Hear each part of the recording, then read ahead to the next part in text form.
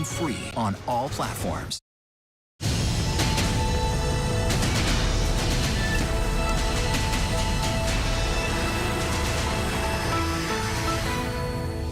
Devastating and deadly flooding in Kentucky. This stunning video shows a school mostly underwater. Roads are washed out and families have lost their homes. Water levels so high in some spots, the governor says people had to climb to rooftops to be rescued. At least 3 people are dead, and officials expect that number to rise. For the second time in a row, the U.S. economy has shrunk. The Biden administration downplayed the new report, saying we're on the right path. But could we be facing another recession? New details on a prisoner swap the U.S. has proposed with Russia. It could free WNBA player Brittany Griner and retired Marine Paul Whelan. Whelan's brother joins us with his reaction to the proposal. A push to get a surprise deal passed in Congress. Senator Joe Manchin came back to the negotiating table and made an agreement after talks stalled earlier this month. The impact this $739 billion package will have on inflation, healthcare costs, and climate change. Growing monkeypox concerns. More than 5,000 cases now being reported in the U.S., but federal officials say their plan to ramp up the response can stop the outbreak. Exactly 1 month ago, 53 migrants died after being found inside a sweltering tractor trailer. We speak to the grieving families of some of the youngest victims about the weeks of waiting to receive their bodies and the last messages they received. A former reservoir dog turns his focus on resurrection. Actor Tim Roth discusses his dark new thriller and adjusting to his return to Marvel in the upcoming She-Hulk series. Good evening, everyone. I'm Lindsay Davis. Thank you so much for streaming with us. America's Heartland is reeling once again from severe flooding. Active rescue operations are now underway as communities were pounded by once-in-1,000-year flood events, and now more rain is in the forecast. St. Louis, Missouri is reporting more flooding tonight and rescues. This comes after more than 7.5 inches of rain in just 6 hours earlier this week. St. Louis saw more rain in a 24-hour period than at any point in that city's recorded history. The system also slamming parts of eastern Kentucky, trapping residents and destroying homes. Tonight, the governor there says the death toll will continue to rise and the flood threat is not over. And we know the effects of human-induced climate change make these types of rain events more frequent and more severe. Rob Marciano is standing by with the latest track. But first, Mola Lange leads us off tonight from eastern Kentucky, where it may be a long night ahead. Tonight, homes washed away and unspeakable damage. Flash flood emergencies in Kentucky claiming multiple lives. The storms coming in the middle of the night. We have had numerous inches of rain that have fallen over a short period of time. Calls coming into emergency responders for families trapped. Got a family trapped in a home, standing on the counters. Water's almost over the counters, and they have there's no way for them to get any higher. Barbara Wicker desperate for word on her relatives. You said you have 5 grandchildren stuck? Yes, and 2 adults. 2 adults? Yes, their porches has been knocked off. They waist deep in water. The water is up to their doors. Their phones are probably out. I can't reach them. I can't reach 911. Rescuers facing challenging conditions to reach stranded residents. We know we've got folks now that we just can't get to them because the water is so swift. Everything's gone, everything is gone. Rachel Patton's home completely flooded, the water deep. We had to swim out, and it was cold. It was over my head. Floodwaters inundating this school. Oh, my. The destruction revealed when they receded. Waterways filled with debris, cinder blocks, all that remain where some buildings used to be. Kentucky's governor calling up the National Guard, warning the death toll will rise. Asking everybody to pray. There's a lot of people out there who need help, who are really scared right now. And we're doing the very best we can to reach each and every one of them. Late today, more flash flooding in St. Louis. Reports of people trapped at a daycare, coming just days after that area was hit by devastating floods. Just incredible scenes behind you. Mola joins us now from eastern Kentucky. Obviously, there's a real concern now about more flooding for this already battered region. Yeah, that's right, Lindsay. I mean, look, as we speak, there are still homes and businesses that are submerged. Water continues to flow through them. This river, the water in it, water sitting much higher than it normally does. It has begun to recede a little bit, but the damage here is widespread. And as you mentioned, there is the potential for more damage as more rain is expected tonight in a lot of these same areas, Lindsay. All right, Mola Langi for us. Our thanks to you.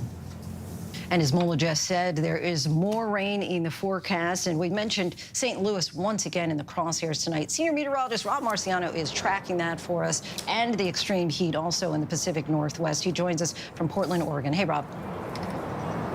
Hi, Lindsay. You know, this heat wave is really bad and it's turned deadly here, but the more pressing concerns, at least tonight, are the storms that are rolling back into the flood zone and also the severe storms that are across parts of the Northeast where we've got a severe thunderstorm watch that's posted for much of northern New England. There you see it on the radar for the next couple till about 10 o'clock. But the southern part of that front is not moving. That's why the flood watches remain up for Kentucky. You see that cluster of storms that just rolled through St. Louis.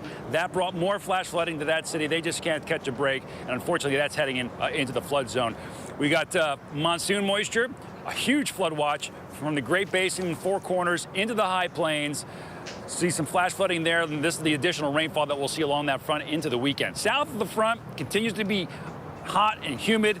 Heat indices up and over 100 degrees in the Carolinas, back through Texas. Here in the west, it continues to be dry, but very, very hot. Temperatures up and over 100 degrees in many spots. Excessive heat warnings until at least Saturday. We're looking for triple-digit heat here in Portland through Saturday, with the heat really not breaking until Sunday or Monday. Lindsay. Just a summer of extremes. Rob, our thanks to you. You got it. Now, one of the big questions tonight, are we in a recession for the second straight quarter? The Commerce Department reported that our economy shrank. The nation's GDP, which measures the output of goods and services, fell by 0.9% between April and June. Inflation has slowed consumer spending, causing businesses to cut back on restocking shelves. But the White House is saying not so fast on recession talk. Whether we are officially in one, families are struggling, and ABC's chief business and economics correspondent Rebecca Jarvis spoke to some about how they're getting by. Tonight, whether you call it a recession or not, the U.S. economy is losing momentum. At the same time, American families are facing the highest inflation in a generation, hitting those on fixed incomes, like retired nurse Priscilla Jordan, especially hard. I feel like a recession is here. Are you at the point where you're cutting back, where you're having to pick and choose? I may look at a steak that I would normally treat myself to maybe once every 2 weeks. Now it's once every 2 months. From New Jersey to Kentucky. Everything's going up, but my paycheck is not. Kentucky single mom Asia Mabry saw her monthly rent soar from nearly $900 in May to over $1,200 in June, a more than $300 difference, forcing her to move. I am now in a 1-bedroom, and I am paying more than I was with the 2-bedroom. The Commerce Department reporting today that from April to June, consumer spending slowed, business investment fell, and stores slowed their restocking of shelves. President Biden taking an optimistic tone on the news. If you look at our job market, consumer spending, business investment, we see signs of economic progress in the second quarter as well. The president being optimistic there. Rebecca Jarvis joins us now to break this all down for us. So, Becky, we were talking about this yesterday, the definition of a recession. Kind of explain that for us. Sure, Lindsay. So the National Bureau of Economic Research is the nonpartisan nonprofit that officially dictates when recessions begin and end here in the United States. And they look at metrics like GDP, but they also include things like jobs, unemployment, and they look for sustained economic declines across the economy, broadly spread out for significant spans of time, more than a few months of downturn. And what they look for is that in the rearview mirror, as in when you take a look at the pandemic, they declared that the recession of the pandemic began in February, but they didn't declare it until June of that year. It took them 4 months. So they're always backward looking, and they're looking broadly beyond just GDP, Lindsay. So we could be in a recession right now and not even know it. We could, but most economists look at the end of this year as the timetable under which we will be experiencing a recession. Bank of America out with a call that we'll see a mild recession by the end of this year. Goldman Sachs putting it at sometime next year. But most economists, Lindsay, when they look out at the economy, do see a recession, which is why it is so important for people listening to get their financial houses in order, pay things down like that credit card debt, set a budget for yourself. You can use apps like Mint and Pocket Guard to do this, and do this so that you don't lose your mind in the midst of some anxiety right now. Lindsay? Get those financial houses in order. We need to give you a call personally on that. Rebecca Jarvis, our thanks to you. Thanks, Linz. Now to the high-stakes negotiations to bring Americans Brittany Griner and Paul Whelan home from Russia. A Kremlin spokesperson said today no agreements have been finalized after that substantial offer was made by the U.S. and made public. These types of deals are normally negotiated quietly behind the scenes, so why make that announcement? Our senior White House correspondent Mary Bruce reports. Tonight, Russia says there is no agreement yet on the White House's offer of a prisoner swap to bring WNBA star Brittany Griner and former Marine Paul Whelan back home. ABC News confirming the White House offered an exchange for notorious Russian arms dealer Viktor Bout, nicknamed the Merchant of Death. Is there any concern that by going public with this offer now that you showed your hand too soon? The president has been very clear about this. He wants to make sure that they come home. And he has made this a top priority. I don't want to go into details about that. As you imagine, in order to have success, we need to not negotiate in public. The White House announced Wednesday that an offer is on the table, but won't say if they are willing to negotiate further. Whelan's twin brother, David, is hopeful. I think we were all taken by surprise. And it's nice also to know that the offers are being made. Trevor Reed, who spent 2 years in Russian custody and was released in a dramatic prisoner swap in April, those images seen around the world, knows this process all too well. In these situations, you never know if that's going to work out until your feet are on U.S. soil. I would be cautiously optimistic, but I would be optimistic about the chances of that working out. So many being hopeful in this case. Mary Bruce joins us now from the White House. Mary, you spoke with the lawyer of an American detained in Russia left out of this proposed prisoner swap. What did they tell you? Yeah, a detained American teacher, Mark Fogel, he has been sentenced to 14 years on drug charges, actually similar to the charges against Brittany Griner. I talked to Fogel's lawyer today. He said he is hoping that Fogel would be included in any exchange, even though the White House has said as of now he is not. And his lawyer says he hopes that the U.S. government is doing everything they can to bring Fogel home, too. Lindsay? Understandably so. All right, Mary Bruce from the White House for us. Thanks so much, Mary. Thank you. And another story out of the White House tonight, a high-stakes call between President Biden and China's President Xi. The pair spoke on the phone for more than 2 hours today. Both sides reported the talks were candid, but President Xi warned the U.S. against playing with fire by opposing China and supporting independence for Taiwan. This comes as Speaker Nancy Pelosi is planning a trip to Asia, which might include a stop in Taiwan. A reversal from Senator Joe Manchin could mean Democrats are one step closer to passing a surprise deal on climate and health care. Manchin is reportedly working with Senate Majority Leader Chuck Schumer on the package, which includes a historic investment in the environment. But will there be enough votes to pass it? Here's ABC's congressional correspondent Rachel Scott.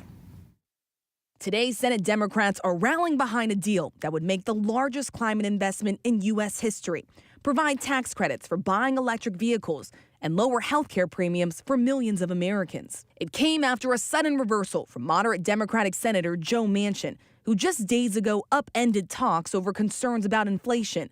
But now he's on board. I just felt there was an opportunity here to really give us an energy policy with security that we need for our nation, but also driving down the prices, the high price of gasoline, driving down inflation was my number one goal.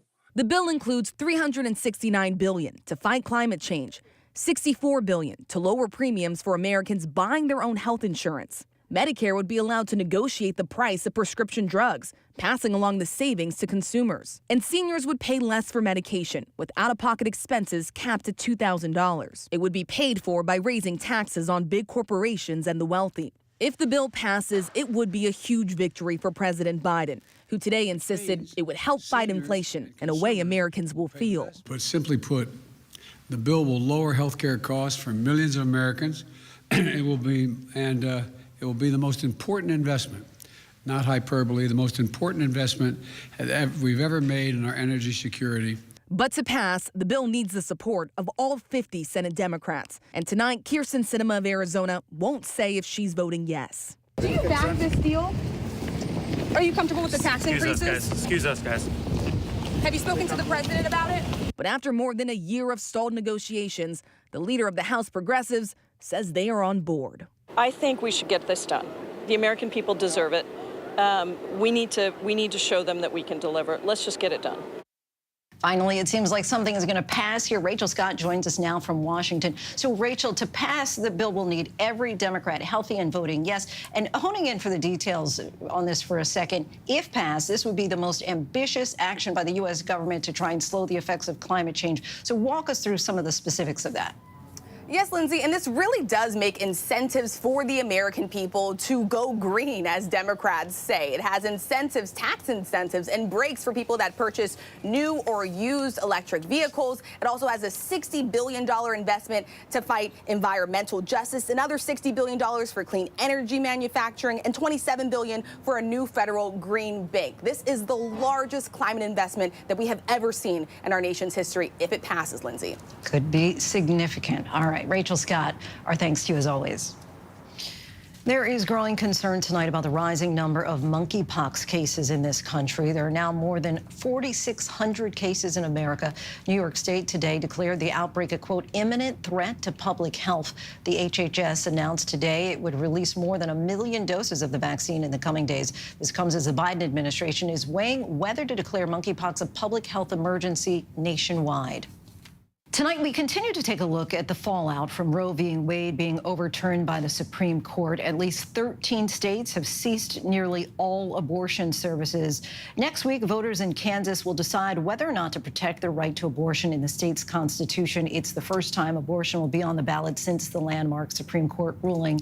And as more states move to restrict abortions, one doctor who does not live in this country is now poised to become one of the most controversial abortion providers in America.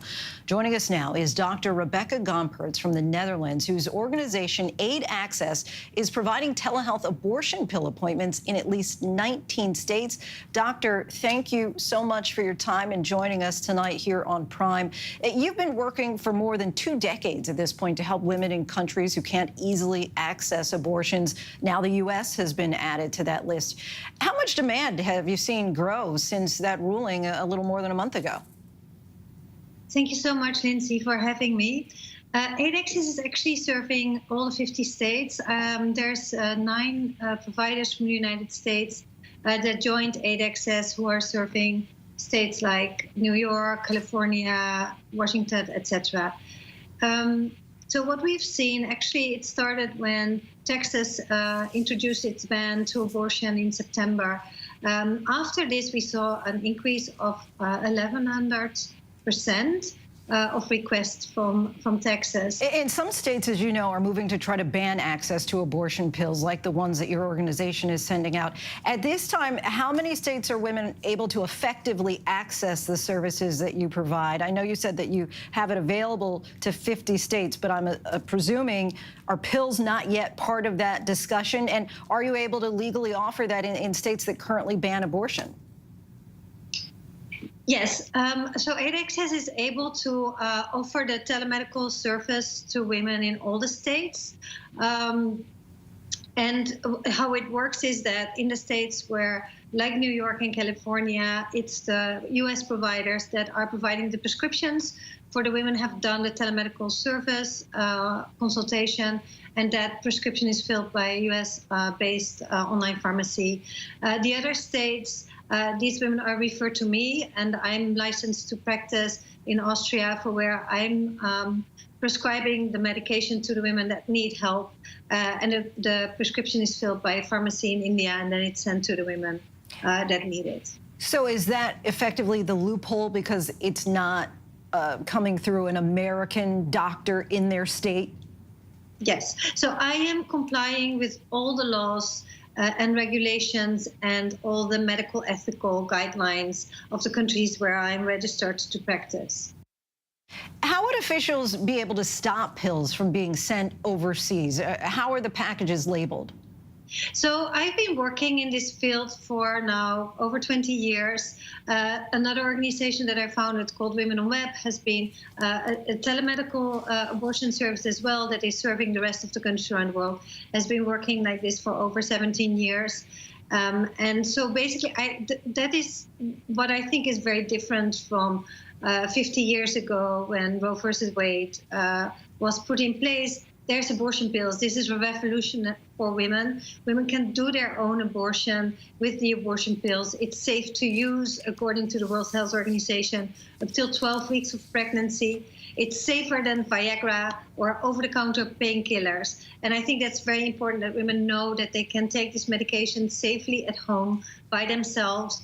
So women ultimately wouldn't have to, for the most part, go to a hospital at all or suffer any kind of aftermath from this at all. This can all be contained to their home. Yes, and actually that is how it's taking place in many other countries, for example. And actually it's something that's allowed by the FDA. Telemedical home abortion has been approved by the FDA in December last year after COVID. This was the standard care. So that it's a standard care. In the past, we know that you've used robots and drones to help deliver pills. Is this something that you think could be done here ultimately in the United States?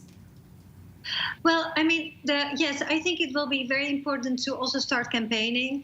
At this moment, though, I think it's most important for all the abortion rights people to work together to make sure that the people that don't live in the states where abortion is now banned, that they will have access to safe services and that we put everything together to make sure that these women and these people that have an unwanted pregnancy will be able to access the care that is their human rights. And doctor, just curious, how do you respond to critics who say that you're killing babies, that you're taking these lives? So I am, a woman is my patient, and I am caring about this woman's life and about her health. The reality is in the United States, actually the maternal mortality, which means women dying while giving birth, it's extremely high. It's 4 times as high, for example, than in European countries. 1 in 5,000 women die from giving birth. An abortion with pills is so much more safer. It's 60 times safer. There is a risk of less than 1 in 500,000 that a woman could possibly die from that. And I think that this is the safest medical treatment that exists. And women have the right to have access to this life-saving medical treatment. Dr. Rebecca Gompertz, we thank you so much for your time tonight. Really appreciate you joining the show. Thank you so much for your invitation. When we come back, the terrifying moments after a ferry crashes on the way to drop off passengers. What happened next? The heinous accusations, a couple accused of using the identities of dead children and the husband of using his identity to gain secret government clearance. But that's not the only reason officials are concerned. Up next, unimaginable loss. 1 month after the deadliest smuggling incident in U.S. history, we travel to Guatemala, where many of the victims began their journey to speak to grieving families about their loss and their new fears. With so much at stake, so much on the line, more Americans turn here than any place else. ABC News World News Tonight with David Muir, America's #1 most watched newscast, now streaming on ABC News Live. This is ABC News Live. The crush of families here in Poland. At refugee centers. In Putin's Russia. On the ground in Ukraine. Close to the front line. Here at the White House. Destructive Cat 4 storm. Here along I-5. Boston is in the bullseye. Let's go. We made it. ABC News Live, America's #1 streaming news. Anytime, anywhere. Streaming 24/7, straight to you for free. Thank you for making ABC News Live America's #1 streaming news. Admit it, these days, what you need to know seems to change just about every day. What is it that you really want to know, need to know? To help you not just get through your day, but to make the most of it. Feel smarter. Feel better. Feel happier. Well, how about a 3rd hour of Good Morning America? GMA 3, what you need to know. Now streaming on ABC News Live. It's all about you. The hottest views in daytime are happening right here. We talk about things on this show that people don't talk about. That I can't wait to see. Honest takes from strong women. We need all hands on deck, and we need it right now. This is the time to speak out. Unafraid to get real. We stick by our points of view. We're all seeing it differently, and that's the beauty of The View. And that's why the most watched #1 daytime talk show is The View. Now streaming on ABC News Live. America is being poisoned with fentanyl, and we don't even know it. Just heard my wife screaming. She told me they had just died. 50 to 100 times more potent than morphine. Keep breathing, come on. It's poison, it's pure poison. A few grains of salt worth of fentanyl will kill you. Just my agency has seized enough to kill the entire country. ABC News Live presents Poisoned, America's Fentanyl Crisis. The powerful series, streaming free on ABC News Live. Take America's #1 news with you anywhere you go, anytime, free. Download the ABC News app now. Breaking news, exclusives, 24/7. There for you with one touch. The ABC News app. Download it now. America's #1 news, ABC News. Most watched, most trusted, and streaming live to you anytime, anywhere, and free. This is ABC News Live, America's #1 streaming news. Free to you 24/7. Watch America's #1 news whenever you want it, wherever you are, anytime. ABC News Live, streaming live and free on all platforms. Some scary moments in Seattle today when a ferry crashed at a terminal. It hit a large group of circular pieces of wood meant to protect the dock. Passengers were on board at the time, but no injuries were reported. At least one car was stuck with someone inside, but they were able to make it out. It's been 1 month since the deadliest human smuggling attempt in U.S. history, and for the families of the victims, they are struggling to move forward while they continue to endure the tough conditions that force their relatives to seek a better way of life in the first place, despite the risks. This is a reality that many of us cannot begin to fathom, but our teams have been on the ground these last few weeks, chronicling the families, their pain, and the conditions that force them to make the dangerous journey to our nation. Maria Villarreal files this in-depth report.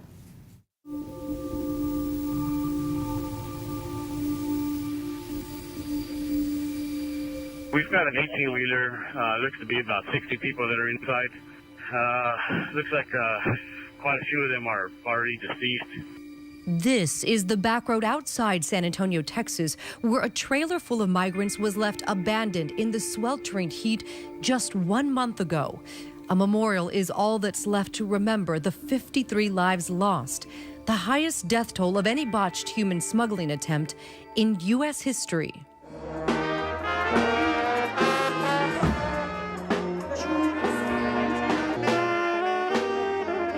The pain of that loss felt more than 1,000 miles away. The families of the victims just now starting to say their final goodbyes. A grim ending to a journey that was meant to be a way out. In the small town of Zocubal, Guatemala, Maria and Casimiro Guaxiac waited for weeks to have their son's body, Pascual Melvin, repatriated from the U.S. One of the 53 fatal victims of the tragedy, Pascual Melvin was just 13 years old.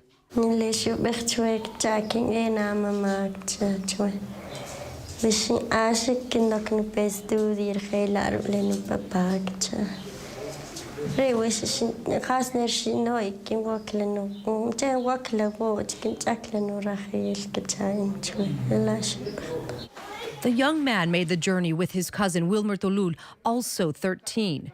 They both grew up in this town, an indigenous Mayan community located in the department of Solulal, 100 miles from Guatemala City, where more than 70% of the population live in poverty. Both boys wanted to find work in the United States to help their families. Neither knew English and their Spanish was limited, but their dream was to one day own their own home. Wilmer also died in that trailer on June 27th. Cuando Shelby se shutaka un texto de voz, que taca texto de voz que 3 horas carrasco pan San Antonio. Y ya ni llena gente siempre no está también. betekent dag nadat ik zo verkochen trailer surg kashkas ja. Inmediatamente si no klam patakle noticias si mo ikawal si. Up until they received that message, Pascual and Wilmer's parents claimed they didn't know the boys were going to be traveling inside a trailer. Relatives in the United States had arranged the journey and agreed to pay the smugglers $6,000 for each of them. In Veracruz, Mexico, the family of brothers Yair and Giovanni Olivares and their cousin Misail had to fundraise to pay for funeral costs. Yair was 19, Giovanni and Misail 16. Their dream, similar to Pascual and Wilmer, migrate to America and be able to one day afford a place of their own. Ellos querían pues construirse una casa. La verdad aquí hay trabajo, la verdad sí hay, pero muy mal pagado. Ya como las cosas están subiendo de precio, pues las cosas suben, pero el trabajo no les suben. Pues por eso ellos tuvieron que salir a buscar una mejor vida. The family agreed to pay a smuggler $10,000 for each traveler. They were forced to pawn their home to make the payment.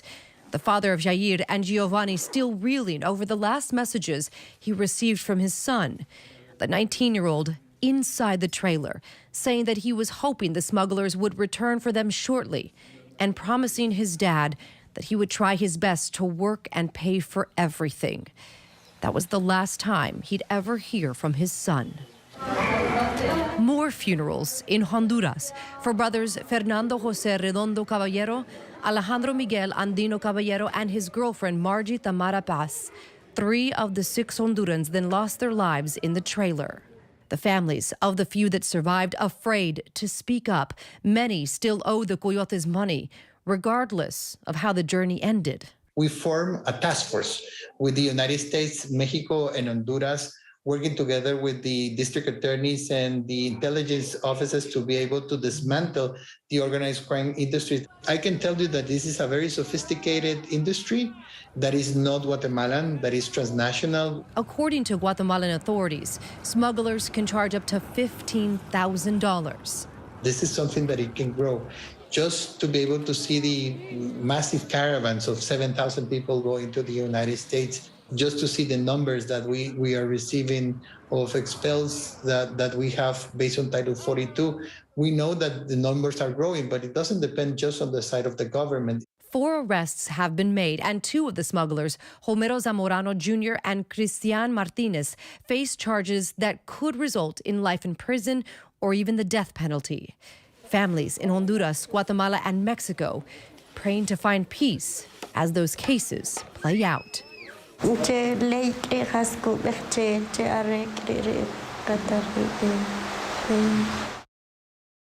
Just such palpable grief. Our thanks to Maria for that. Still ahead, an off-duty police officer accused of pulling a gun on his neighbor, the incident that he says led to this tense confrontation. Is this really the summer of shark attacks? And a growing number of celebrities facing pushback for using private jets. How much of a climate impact do they really have? We take a look by the numbers, but first, our tweet of the day from Lewis Hamilton giving his friend Sebastian Vettel, who just retired, a touching farewell. He probably would have gotten away with murder. It looked like it was a female that happened to pass away in her sleep. Perhaps Christy didn't die of an accidental overdose. Perhaps she was poisoned. There's one thing that Christy left behind. There's the breast milk. Jason clearly didn't think about this piece of evidence that had been sitting in a freezer for years. It just blew me away. This could be the piece of the puzzle that solves this case. That would turn out to be the fatal flaw. Friday night on ABC. This is ABC News Live.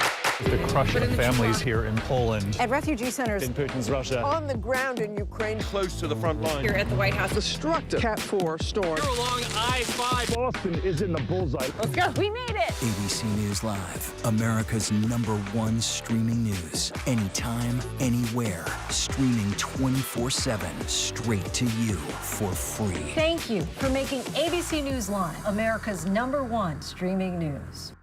America is being poisoned with fentanyl, and we don't even know it. Just heard my wife screaming. She told me they had just died. 50 to 100 times more potent than morphine. Keep breathing, come on. It's poison, it's pure poison. A few grains of salt worth of fentanyl will kill you. Just my agency has seized enough to kill the entire country. ABC News Live presents Poisoned, America's Fentanyl Crisis. The powerful series, streaming free on ABC News Live. These days, with so much going on, it's hard to keep up. While others are recapping yesterday's headlines, we're bringing you the right now. This is the busy border crossing. Steel barricades, another strike. The right now look at the day ahead, how it affects you and your family. Record high gas prices. The threat of cyber warfare. Is peace possible? World News Now beginning at 2 a.m. Eastern, followed by America This Morning. America's #1 early morning news. Streaming here on ABC News Live. Take America's #1 news with you anywhere you go, anytime, free. Download the ABC News app now. Breaking news, exclusives, 24/7. There for you with one touch. The ABC News app. Download it now. As of today, in a big way, we have inaugurated abcnews.com. A lot has changed in our world since Peter made that announcement. But what hasn't changed is the commitment to groundbreaking reporting and innovation at abcnews.com. And here's to everything ahead. Welcome back, everyone. As we've been learning more about a new deal in Washington to help the climate, some celebrities are facing controversy over how their use of private jets is impacting the environment. We take a look at just how short some recorded flights were by the numbers. A 17-minute flight was recorded on reality star Kylie Jenner's private plane this month. According to the Twitter account Celebrity Jets, it posts data on flights taken by celebrity aircrafts. The account says 2 tons of carbon dioxide were emitted during a 24-minute flight taken by director Steven Spielberg. That plane was recorded taking off from Teterboro, New Jersey to West Hampton Beach, New York. And singer Kenny Chesney spent $1,425 on a 36-minute flight from Camarillo, California to Monterey, California. 2,365 pounds of jet fuel was reportedly used for boxer Floyd Mayweather's 43-minute flight from Van Nuys, California to Las Vegas, releasing 4 tons of carbon dioxide. CelebJet says that 3 tons of carbon dioxide were emitted on Blake Shelton's private plane when it took a 33-minute trip from Van Nuys, California to Fresno, California. A 14-minute recorded flight has rapper Drake pushing back on the criticism, though. He says that no one was on his plane at the time, that it was simply moved to another airport to be stored. That flight put out a reported 4 tons in carbon dioxide. 19-year-old Jack Sweeney runs CelebJets. He populates the account using bots that grab air traffic data, which is available to the public. And we still have lots to get to here on Prime tonight. A lawsuit against Sesame Place, and it's not concerning that first viral video. The family who says their child was also the victim of racial discrimination. Actor Tim Roth talks about his new roles, what he says about his dark new thriller, and also his return to the Marvel Universe. Combining a love for education and skincare, a dermatologist debunks myths and shares his wisdom in this week's TikTok. But first, a look at our top trending stories on abcnews.com.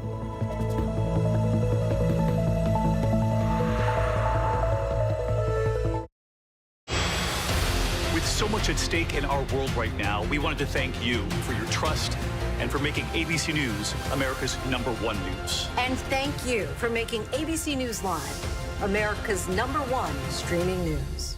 Babe, listen to me. I'm going to go do something right now, and you're not going to see me for the rest of your life. No. No. The twisted murder plot. I think he thought he was going to act his way out of this. The 2020 event, Friday at 9/8 Central on ABC. National parks are incredibly safe places. A crime will happen. Hey, Mama. My wife is home. She's in really critical condition. At that time, I thought it was just a tragic accident. There's still a lot of questions we need to ask. There were small things that didn't totally add up. This is 2 lives for Harold that have died now. I was shocked. Something's not right.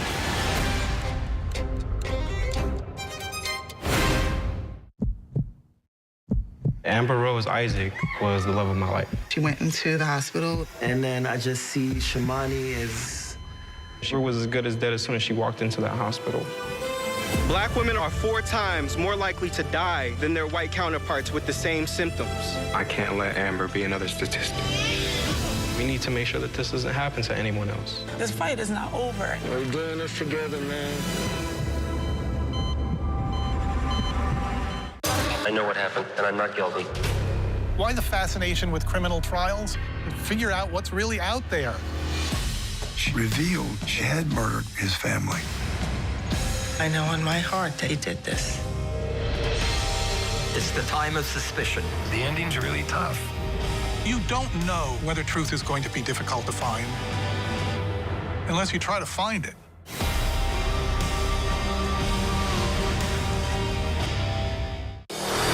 America's #1 news, ABC News. Most watched, most trusted, and streaming live to you anytime, anywhere, and free. This is ABC News Live, America's #1 streaming news, free to you 24/7. Watch America's #1 news whenever you want it, wherever you are, anytime. ABC News Live, streaming live and free on all platforms.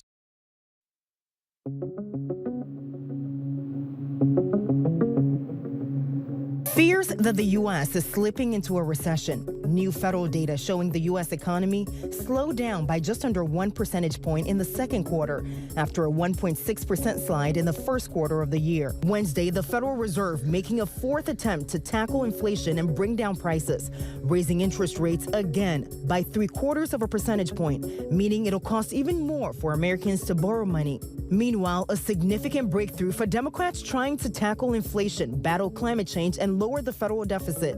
In a remarkable reversal, moderate Senator Joe Manchin announcing a surprise deal with Senate Majority Leader Chuck Schumer on a spending package. It would include a host of provisions, among them tax increases on big corporations and the wealthy. In Kentucky, 3 people confirmed dead following major flooding in the eastern area of the state. The governor says the death toll will likely go up. Residents are displaced and could be out of their homes for some time, with waters not receding yet. Emergency crews worked fast to reach people who were stranded as the waters overwhelmed streets and bridges. Floodwaters washed away mobile homes and flooded schools. More than 22,000 customers are without power. Governor Beshear described this storm as, quote, one of the worst and most devastating events in Kentucky's history. The U.S. defense contractor and his wife lived for decades under the identities of 2 dead Texas children. They've been charged with identity theft and conspiring against the government. Walter Glenn Primrose and Gwyn Darrell Morrison, both in their 60s, seen here in old photos wearing uniforms of the KGB, the former Russian spy agency. The 2 face conspiracy charges along with aggravated identity theft. I'm a police officer. Get the penalty. Back up.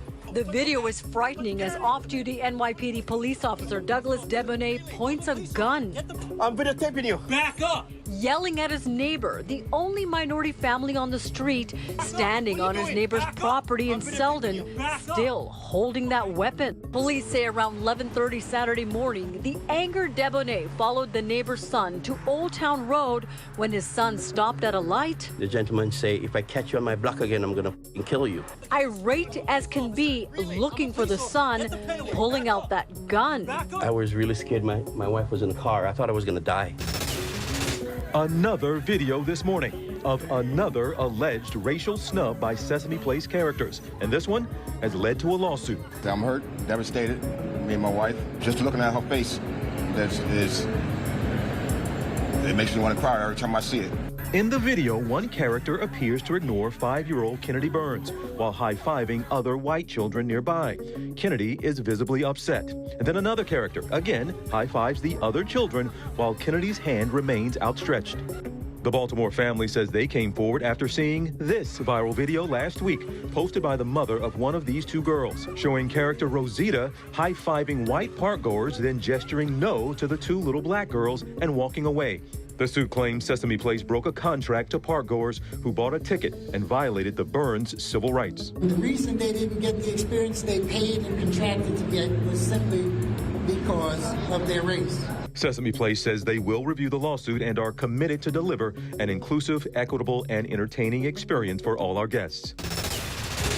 New York auction house Sotheby's announced it has sold a rare dinosaur skeleton from a close Tyrannosaurus rex relative.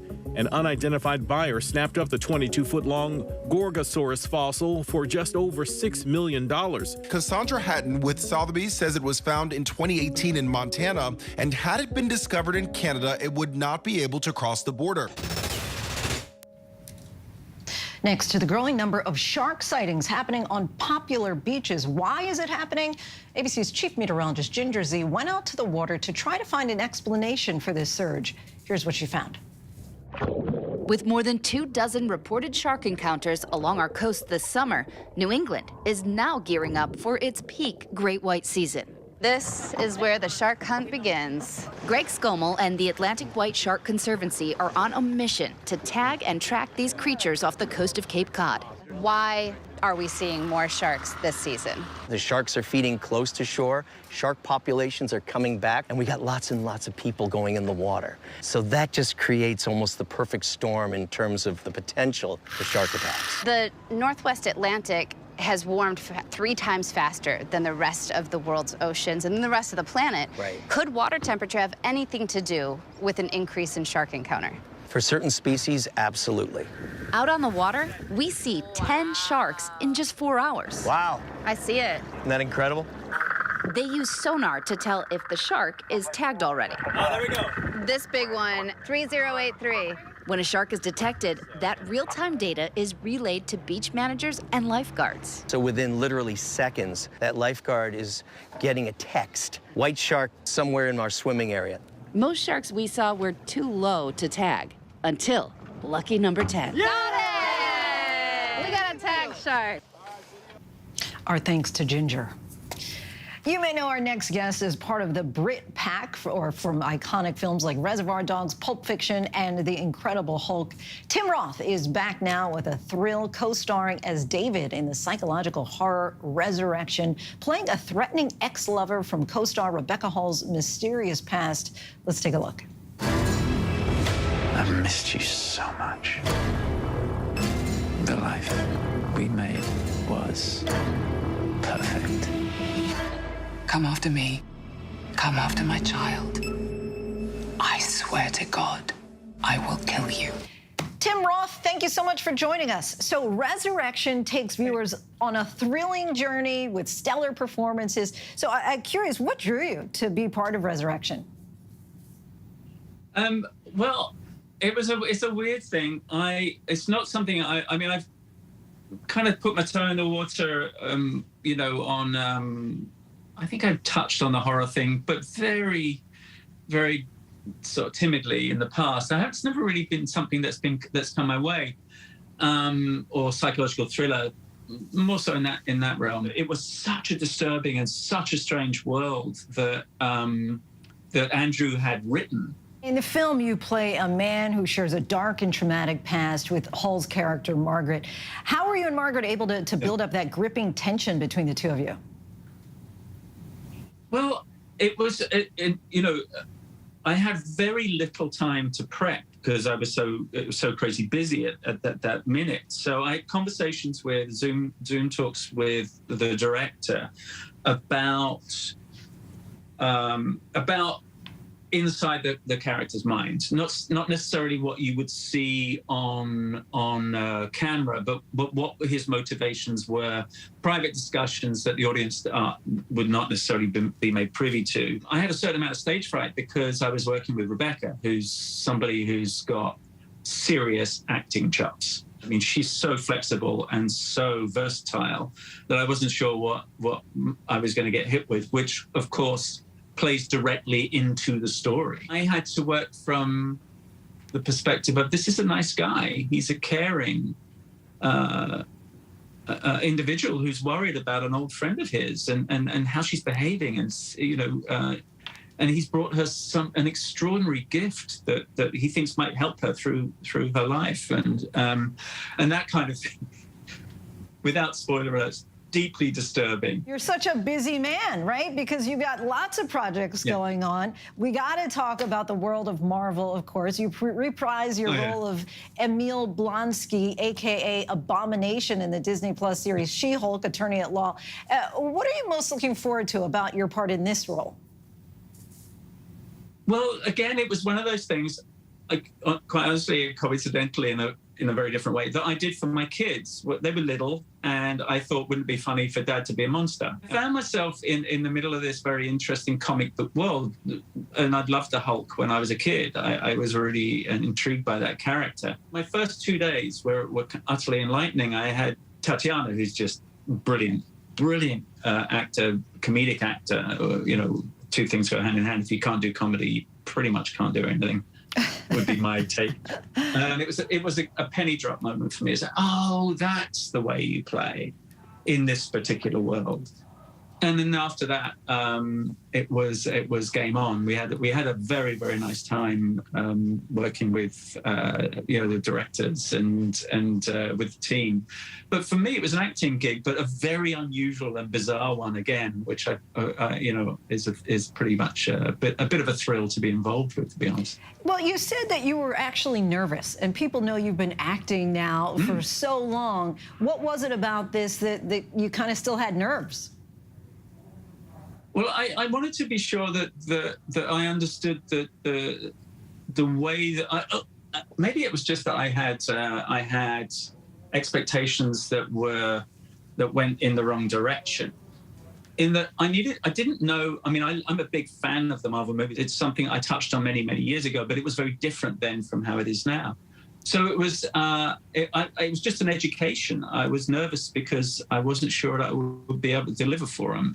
And then I got given a crash course in it over a couple of days just by watching Mark and Tatiana interact. It was quite wonderful. Tim Roth, just a pleasure talking with you. We could talk with you all night, and you got so much work that we're going to actually plug two different things. Resurrection is in theaters tomorrow. She-Hulk Attorney at Law premieres on Disney Plus August 17th. Disney, of course, is a parent company of ABC News. Tim, thanks so much.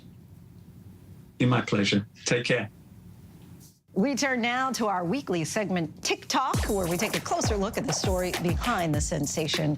Our next guest has made a name for himself by combining his passion for skincare with education. Dr. Manib Shah, also known as Derm Doctor, is one of the most followed dermatologists on TikTok, with more than 16 million followers and counting. When he's not reacting to viral skincare videos and trends, Dr. Shah debunks myths and shares prevention and treatment tips with followers. Hi, my name is Dr. Shah, and I specialize in dermatology. Many people don't have access to a dermatologist, and I got on social media to share my knowledge with the world. We want to hear all about it. Dr. Shah, it's so good to have you with us tonight. You're, of course, known for sharing your story of skin cancer diagnosis at the age of 31 after excessively using tanning booths during your teen years.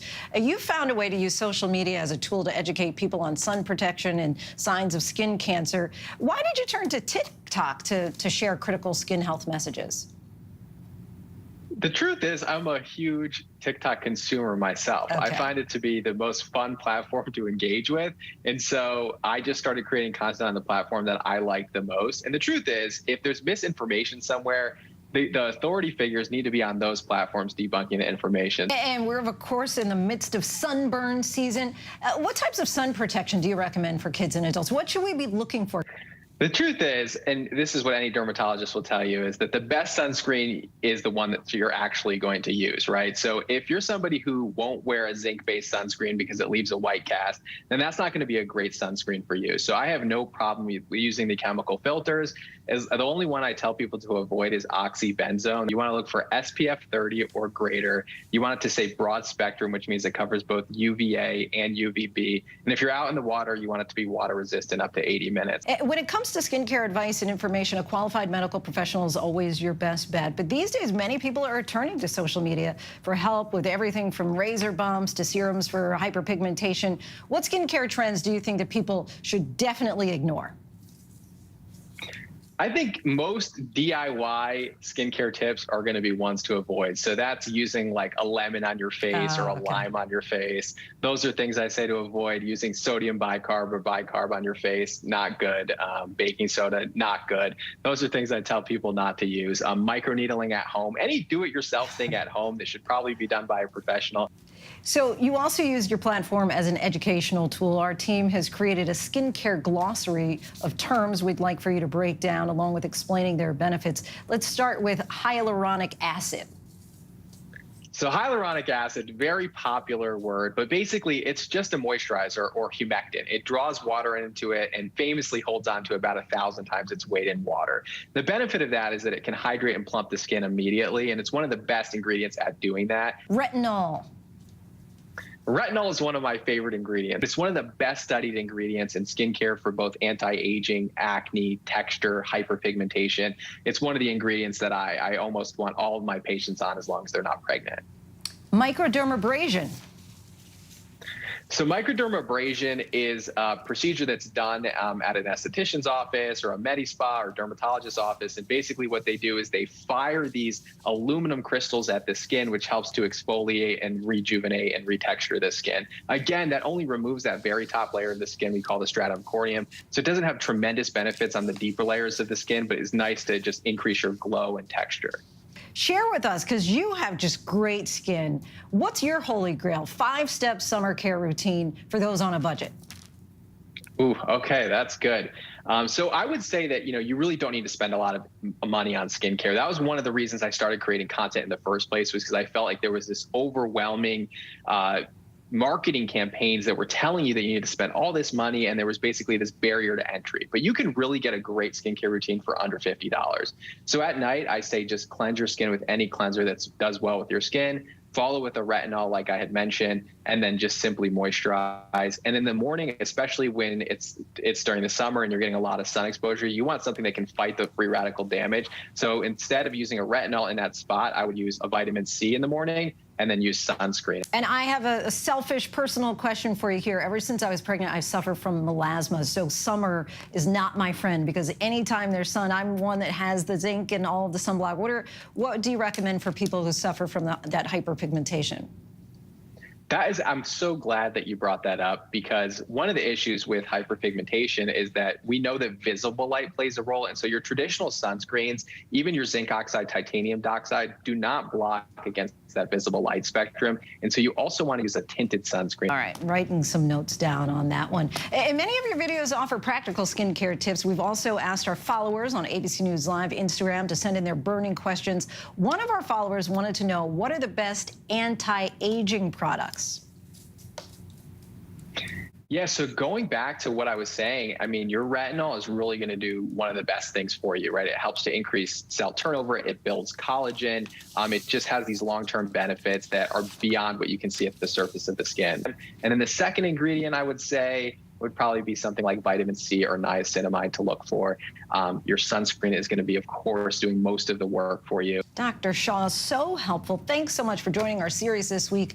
And you can learn more helpful skin and hair tips by watching his videos under the handle @DermDoctor.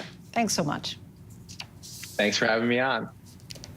Before we go tonight, our image of the day, and this is an exciting one for us here. Take a look at this precious baby, all 7 pounds and 14 ounces of her. Eve Isabel Sainsbury was born during our 9 p.m. show last night. Her mother, Meredith, our beloved coordinating producer.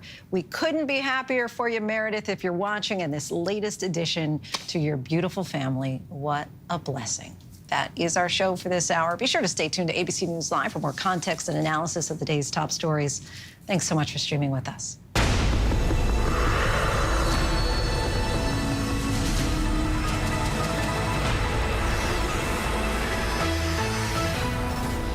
In the next hour, David Whelan joins us to discuss his thoughts on the substantial offer made to release his brother Paul and the public nature of it all, and the new congressional legislation being backed by top music industry leaders aimed at limiting rap lyrics in federal court. We have those details coming up next.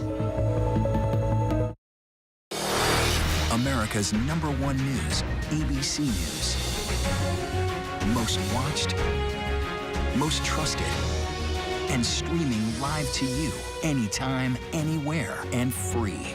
This is ABC News Live, America's #1 streaming news, free to you 24/7. Watch America's #1 news whenever you want it, wherever you are, anytime. ABC News Live, streaming live and free on all platforms. Take America's #1 news with you, anywhere you go, anytime, free. Download the ABC News app now. Breaking news, exclusives, 24/7, there for you with one touch. The ABC News app. Download it now. With so much at stake in our world right now, we wanted to thank you for your trust and for making ABC News America's #1 news. And thank you for making ABC News Live America's #1 streaming news. He thought he was God. He's now one of the most vilified men in the world. He is the everyman. Zelensky is the Tom Hanks of Ukraine. The fact that a little nice Jewish boy is 5'7" is showing up this KGB agent in the Kremlin. What do you say to Americans who see Russia and you not only as a rival, but an unfriendly adversary? Two men at war. Which Vladimir will take over. The world is not going to be the same. So what's good to read this summer? Well, Kate and I have decided to jump in and help you. And we're talking with Oprah, John Irving, and so many popular authors and influencers. So we want you to join us. Myself, Charlie Gibson, and my daughter, Kate Gibson. Oh, hey, that's me. That is you. For the new podcast series, it is called The Bookcase with Kate and Charlie. We will make sure you love what you read. Listen anywhere and anytime. The Bookcase Podcast, wherever you get your podcasts. Hey there, I'm Lindsay Davis. Thank you so much for streaming with us. We're monitoring several developments here at ABC News at this hour. The January 6th committee is stepping up its investigation. ABC News has learned that they've already interviewed former Treasury Secretary Steve Mnuchin, former acting White House Chief of Staff Mick Mulvaney, and they're talking with former Secretary of State Mike Pompeo about testifying. The committee is particularly interested in talks among Trump cabinet officials about possibly invoking the 25th Amendment after the Capitol riot. Top music industry leaders are backing legislation introduced today in Congress that would limit the use of rap lyrics as evidence by federal prosecutors. Rap lyrics being used as evidence has been thrust into the national spotlight after lyrics were used as alleged evidence in a sweeping 56-county indictment that led to the arrest of rap stars Young Thug and Gunna. The Restoring Artistic Protection Act, or also known as the RAP Act, seeks to amend federal rules of evidence to limit the admissibility of a defendant's creative or artistic expression. The lawmakers who put the bill forward said rap songs can sway jurors. The bill would require prosecutors to prove the lyrics in question refer to specific facts of an alleged crime. It's unclear if it has any chance of passing. And JetBlue is hoping to buy Spirit Airlines for $3.8 billion, possibly creating the country's 5th largest airline.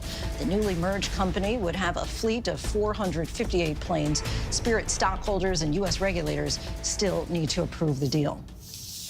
Now to the high-stakes negotiations to bring Americans Brittany Griner and Paul Whelan home from Russia. A Kremlin spokesperson said today no agreements have been finalized. These types of deals are normally negotiated quietly behind the scenes. So why did the U.S. decide to go public now? Our senior White House correspondent Mary Bruce reports.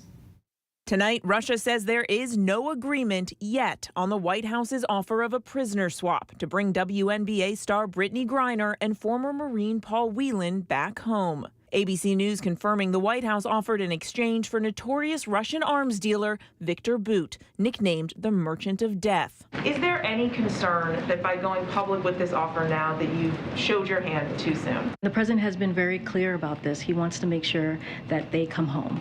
And he has made this a top priority. I don't want to go into details about that. As you imagine, in order to have success, we need to not negotiate in public.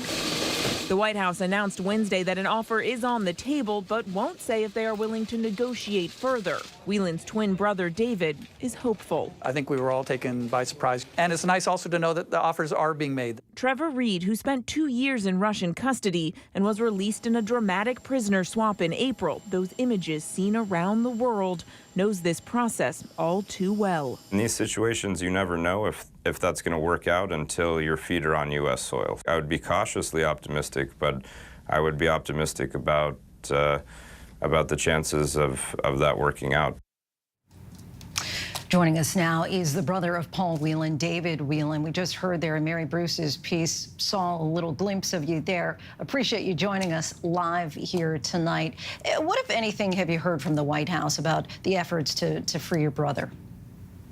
We've really heard the same things that most people have as far as the details of the offer that was made to the Russian government back in June. Otherwise, we've continued to get reassurances from them, even as late as, I guess it was yesterday, that they are continuing to prioritize Paul's case and doing what they can. It's an extraordinary experience to see then make the offer, and now to wait and see what the Russians do to respond. Yeah, I know early on you and your family had expressed some discontent with the lack of discourse or engagement that you heard from the White House with regard to bringing your brother home. Are you a little happier now with the way things have ramped up a bit? I think that's fair to say, yes. We've been at this a long time, and after a while you begin to wonder if anybody's actually doing anything. And I'm not suggesting that our family would want to know about negotiations that were going on, but when Secretary Blinken says that there is an offer on the table and that it could lead to Paul's release and Ms. Griner's as well, then you actually have an actual concrete action that the U.S. government has taken, and that gives us hope that there may have been others, and that there will be others in the future if this one doesn't work. ABC News Live anchor Terry Moran talked with Trevor Reed today, who of course was recently exchanged as part of a deal. I want to take a listen to part of that interview. You're hopeful that this deal will go down, that the swap is going to happen? Do you think Russia's going to take it? I seriously hope they do. I think that they would be fools not to take a deal like this. I think that it's a win-win for both sides. You know, I can't see why they would refuse to do that, except to, you know, to play games with the United States or to put more pressure on the United States. But I'm, you know, extremely optimistic. I'm cautiously optimistic. But he says he's optimistic nonetheless. Do you share that optimism?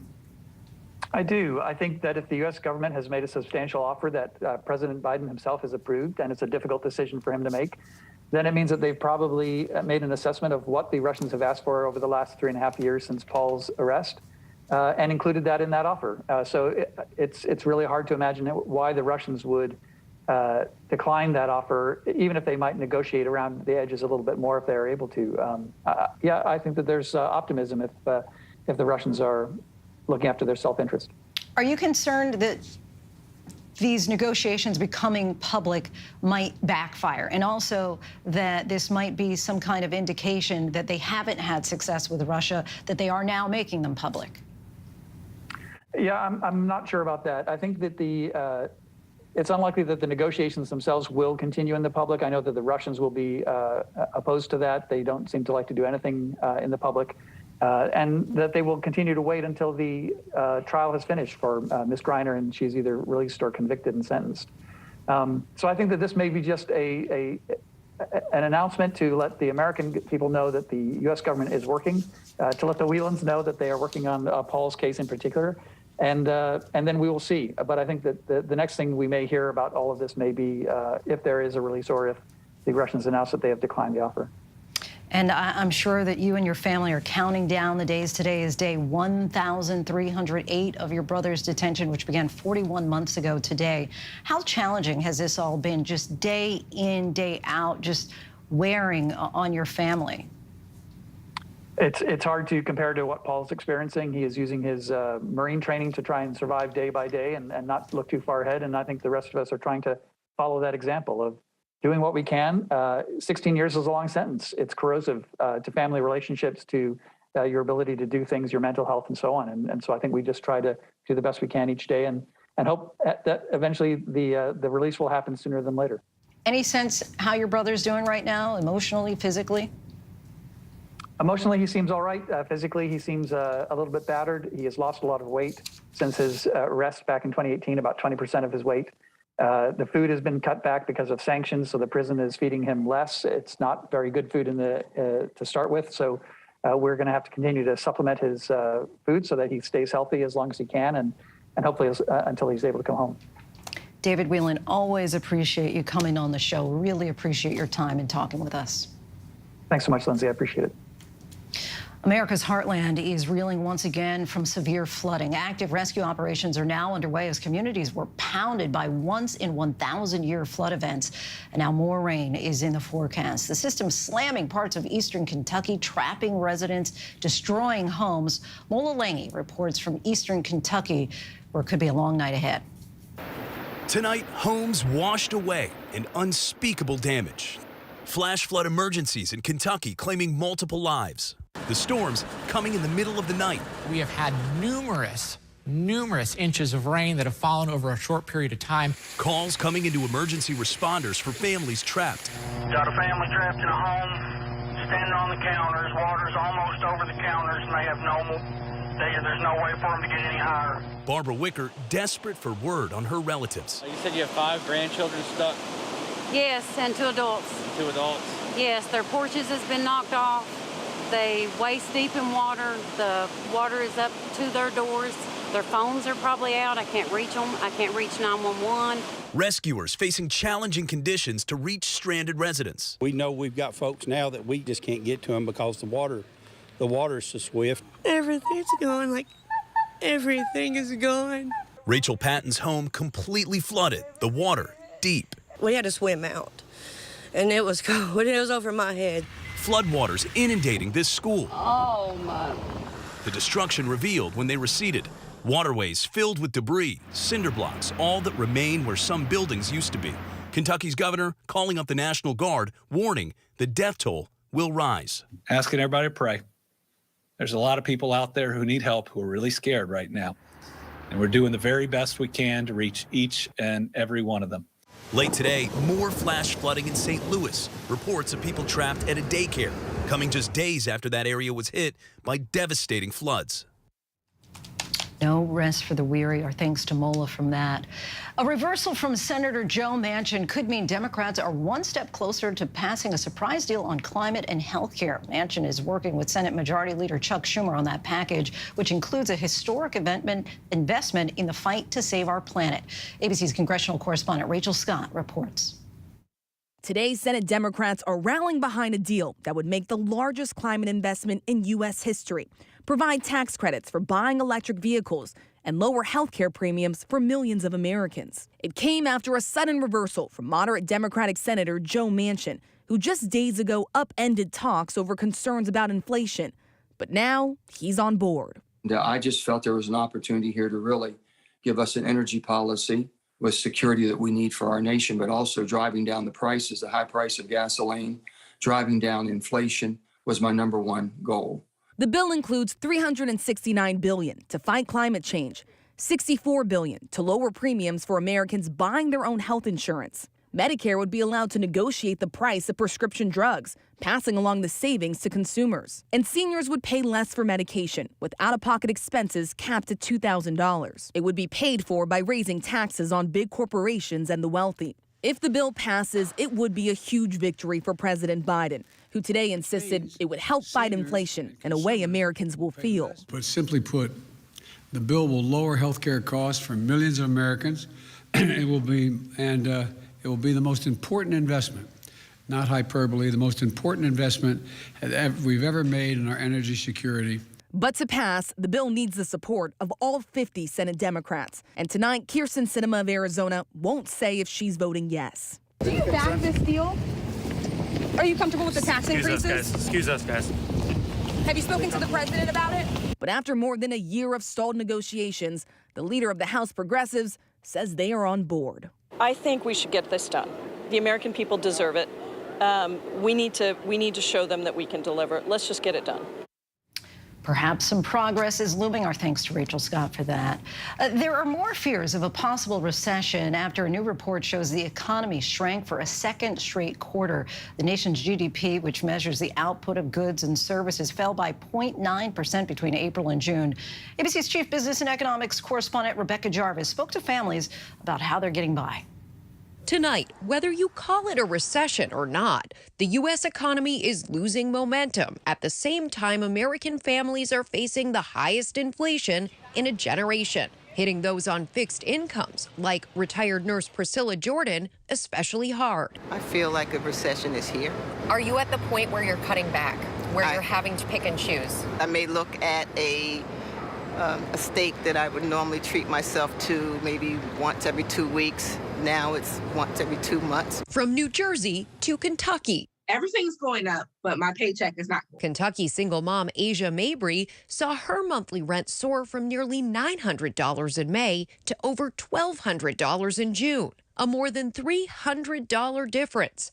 forcing her to move. I am now in a 1-bedroom and I am paying more than I was with the 2-bedroom. The Commerce Department reporting today that from April to June, consumer spending slowed, business investment fell, and stores slowed their restocking of shelves. President Biden taking an optimistic tone on the news. If you look at our job market, consumer spending, business investment, we see signs of economic progress in the second quarter as well. The president being optimistic there. Rebecca Jarvis joins us now to break this all down for us. So, Becky, we were talking about this yesterday, the definition of a recession. Kind of explain that for us.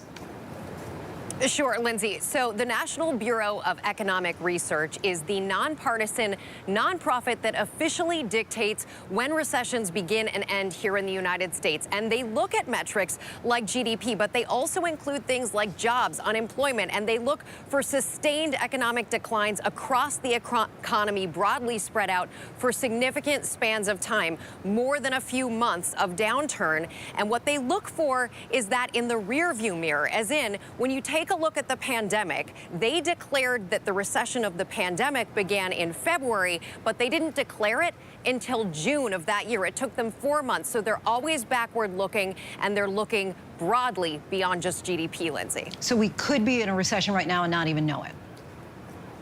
We could, but most economists look at the end of this year as the timetable under which we will be experiencing a recession. Bank of America out with a call that we'll see a mild recession by the end of this year. Goldman Sachs putting it at sometime next year. But most economists, Lindsay, when they look out at the economy, do see a recession, which is why it is so important for people listening to get their financial houses in order, pay things down like that credit card debt, set a budget for yourself. You can use apps like Mint and Pocket Guard to do this, and do this so that you don't lose your mind in the midst of some anxiety right now. Lindsay? Get those financial houses in order. We need to give you a call personally on that. Rebecca Jarvis, our thanks to you.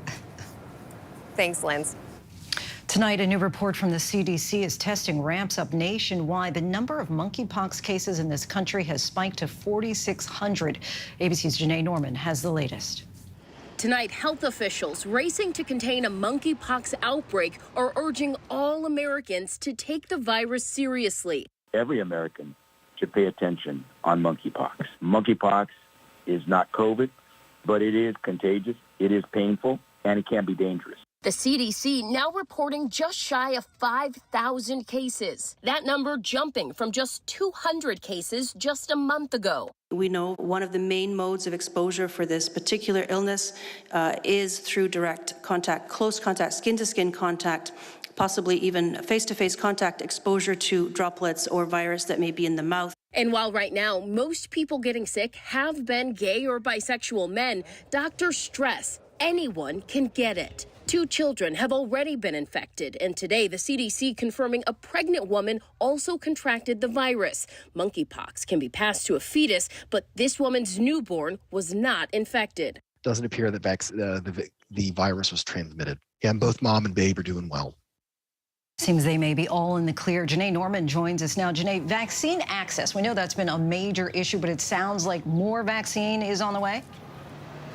Oh, well, Lindsay, health officials say they expect to have more than 1 million doses of the monkeypox vaccine available in the coming weeks. And this as late today, the state of New York and city of San Francisco are calling the virus a threat to public health. At the same time, Health and Human Services is weighing whether to declare monkeypox a public health emergency. Lindsay.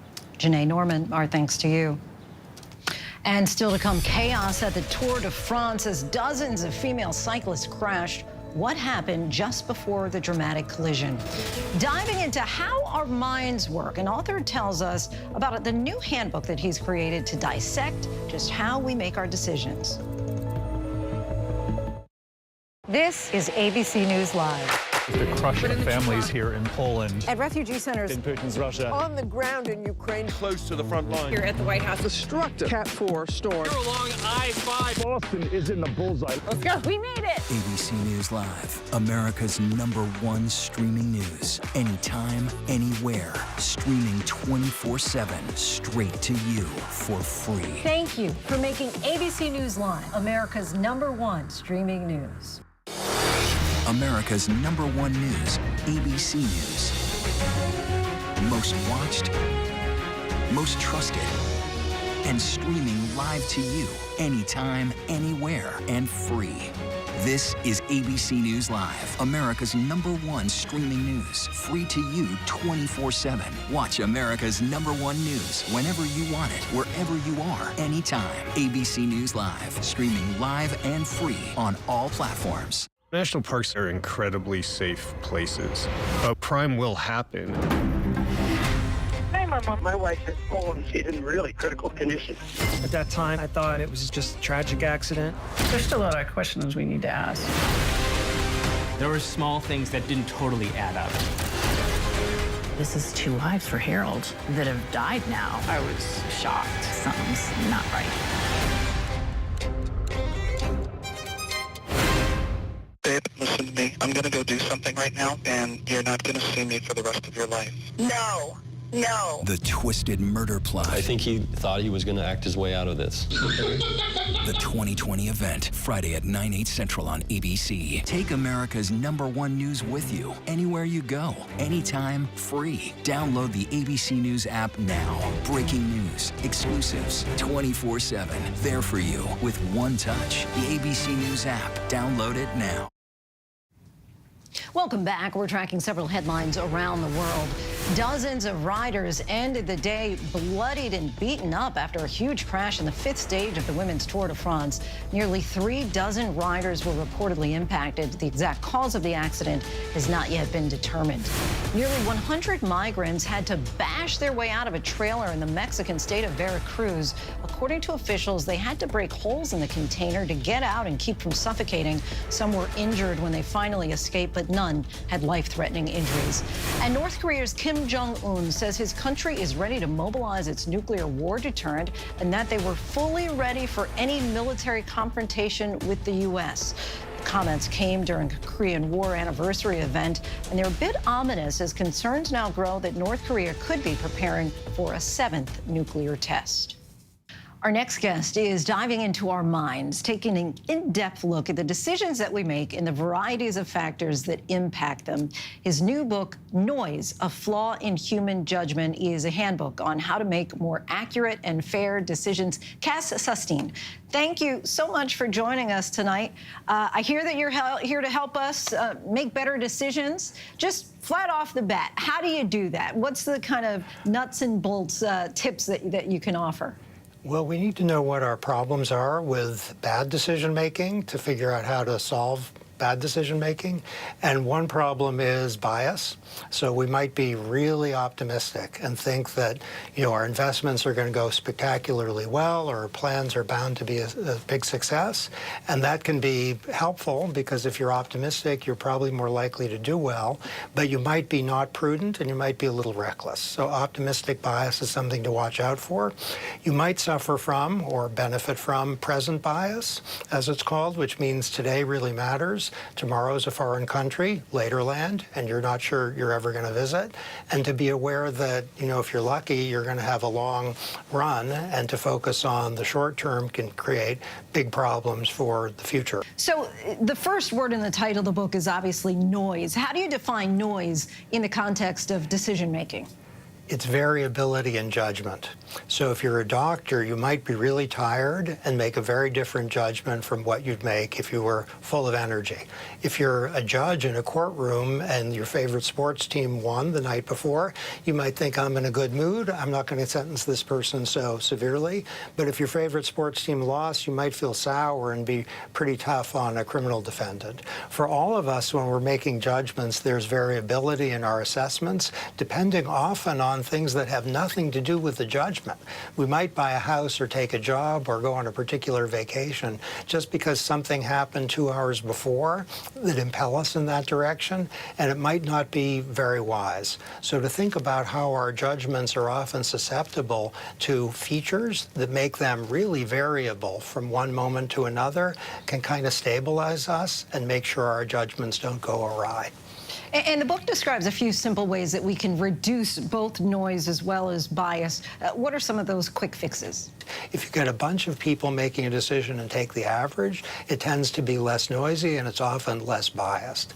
Another terrific thing to do is to have a guideline or a rule. So when a child is born in the United States, there's something called an APGAR score, which tests how healthy the child is. That makes sure that there isn't noise where one doctor says the kid's great, another says the kid's in trouble. The APGAR score is like a guideline or a rule, and that can really discipline and reduce noise. A third thing you can do is not think, what do I think is going to happen with respect to a prediction, and then just go with your gut. That can be a recipe for bias and also lots of noise. But instead think, what are the several things that would have to happen for that thing to happen? It might be a success with a product. It might be a success with your own plan over the next month.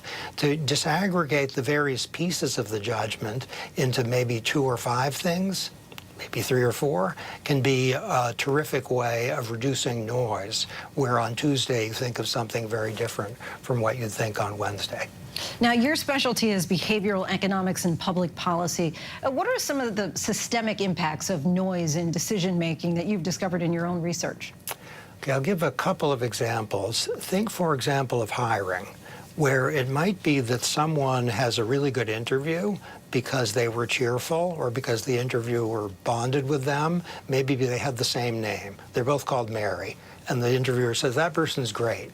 Now, someone who's identical, whose name, let's say, was Barbara rather than Mary, wouldn't have had such a good interview, or that person might have been in not such good spirits. And that can mean that one person gets the job and the other doesn't for no good reason. So for purposes of policy, and hiring's an important part of policy, we can have strategies that avoid that kind of unfairness and also that kind of mistake. If we're thinking about the criminal justice system, it's really noisy, where there's a kind of lottery, meaning the most important thing might be who's the judge assigned to your case. That's not fair, and it can lead to a lot of mistakes. Strategies that involve guidelines or efforts to aggregate judgments of more than one person can reduce the bias or the noise.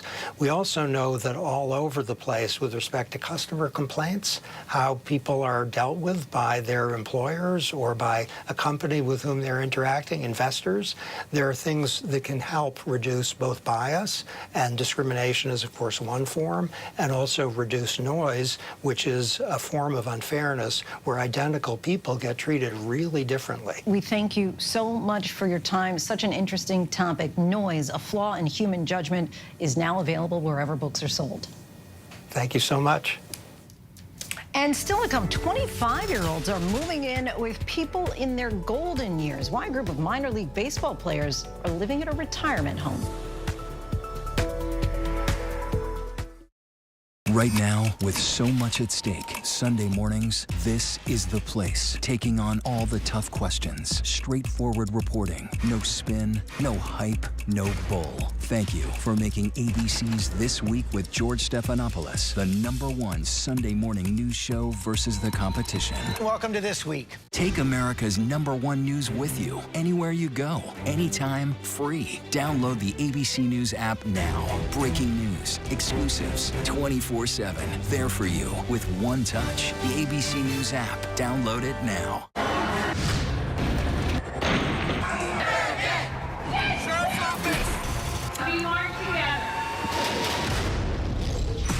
The most powerful stories of our time, anytime.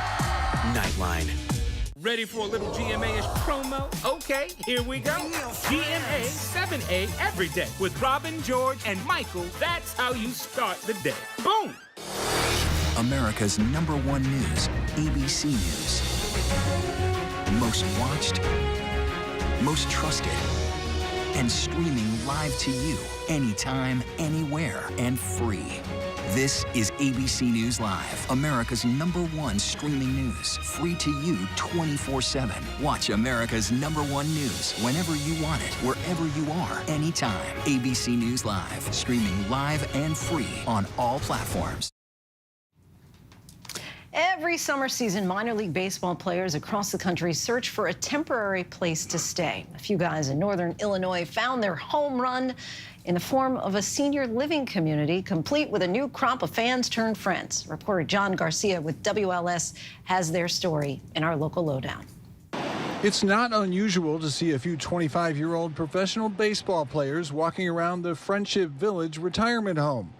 That's because they live here during the season while they play for the Schaumburg Boomers. I love it here. It's quiet, it's peaceful. The residents here are awesome. The life of a minor league baseball player is far from glamorous. They usually live with local families. But in a special arrangement, 3 Schaumburg Boomers players have their own apartments at Friendship Village during the season. And it comes with their own fan base. The residents really enjoy speaking with them. They always tell me that it makes them feel young. And it's like they have hundreds of grandparents. Next time I want to know who's who. There is a 70-year age gap between 95-year-old Velma Robinson and her ball-playing neighbors, but they're making a date for virtual bowling next week. Velma threw out the first pitch a couple weeks ago at the Boomers game. I threw the pitch. You threw the first pitch? I didn't do a very good job. I just threw. My son said, throw it up like that. And I said, okay. George Amon got to do play-by-play. It's refreshing. It really is. The players and the retirees call their living situation a win-win. The players get a nice place to live and supportive neighbors, and the retirees get to be around younger athletes and soak up their energy. It's actually insane how awesome it is here. I've been blessed for sure. We need to see Velma do the first pitch every time. Our thanks to John for that. And that's our show for tonight. Be sure to stay tuned to ABC News Live for more context and analysis of the day's top stories. I'm Lindsay Davis. Thank you so much for streaming with us. Have a great night.